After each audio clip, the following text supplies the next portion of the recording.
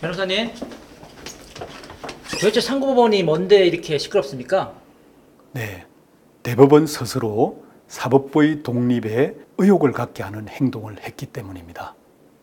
생활 속에 궁금한 법률 상식을 알려드리는 법률 톡톡 김경수 변호사입니다. 상고법원 도입이 왜 논란이 되고 있나요? 대법원이 상고법원 제도를 도입하기 위해 대통령과 국회를 설득하는 과정에서 대법원 스스로 사법부의 독립을 훼손하는 행동을 한 것으로 보이는 의혹이 최근 언론을 통해 제기되었습니다.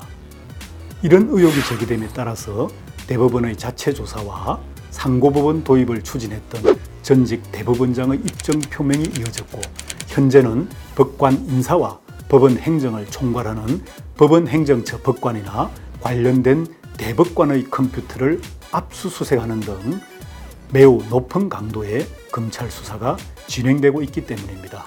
상고법원이라는 게 도대체 뭡니까? 우리나라 재판이 3심제로 운영되고 있다는 것은 모두 알고 계시겠죠.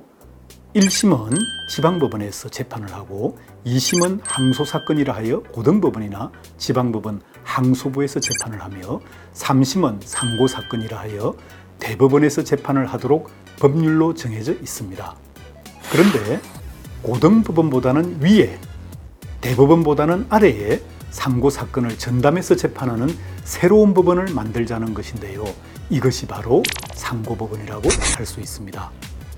상고법원을 굳이 만들려는 이유가 무엇인가요?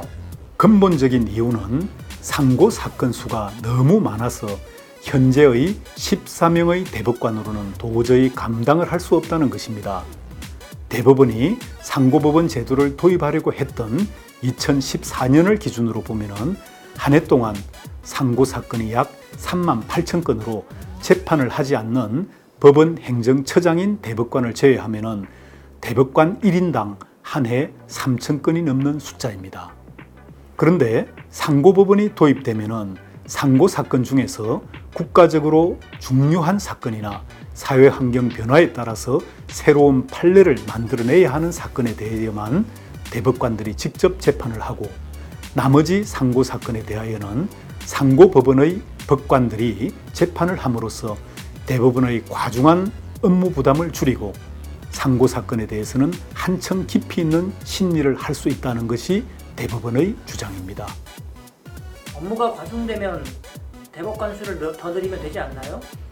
네, 그것도 대안으로 제시되었으나 대법관의 자질을 가진 사람을 그렇게 많이 구하기도 어려울 뿐만 아니라 법률 적용의 통일성이라는 측면에서 대법관의 수를 지나치게 많이 늘리는 것은 문제가 있다고 대법원은 판단한 것 같습니다.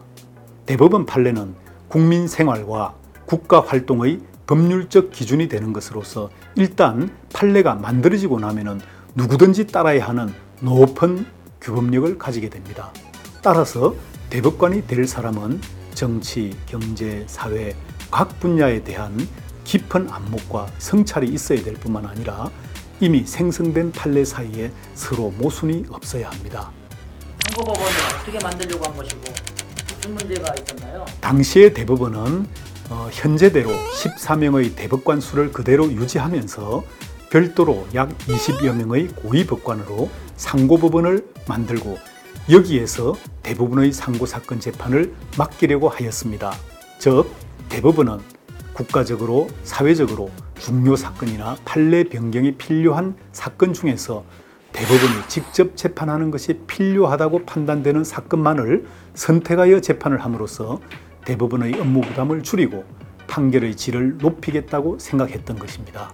대법관 수를 늘림으로써 자칫 헌법재판관에 비하여 대법관의 위상이 낮아지는 것을 방지하고, 한편으로는 상고법원에 고위법관들의 자리를 만들므로써 점점 심각해지고 있는 법관의 인사적체를 해소하려는 숨은 의도가 있었다는 비판의 목소리도 있었습니다. 다른 나라의 대법관은 몇 명이나 되고 상고사건 재판 제도는 어떤가요? 미국의 연방 대법관은 9명이고 일본 최고재판소의 재판관은 15명입니다.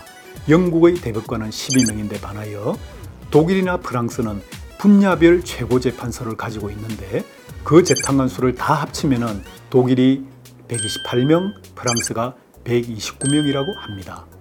한편으로 미국의 경우에 한 해에 연방 대법원으로 올라오는 사건의 수가 7 내지 8천 건이라고 하는데 그 중에서 국가적 사회적으로 큰 의미가 있는 80여 건만을 연방 대법원이 선택하여 재판을 하고 있다고 합니다. 상고사건 재판의 실태는 그 나라의 역사적, 사회적 상황이나 국민성과도 맞물려 있습니다. 미국이나 유럽 선진국들의 경우에는 우리나라처럼 상고사건의 폭주 현상이 없습니다. 하급심의 판결에 대체로 승복한다는 것이지요.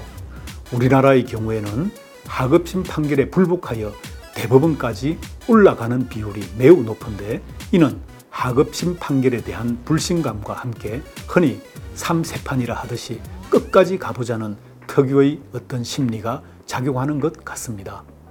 이로 인한 사회 경제적 비용이 매우 크지요.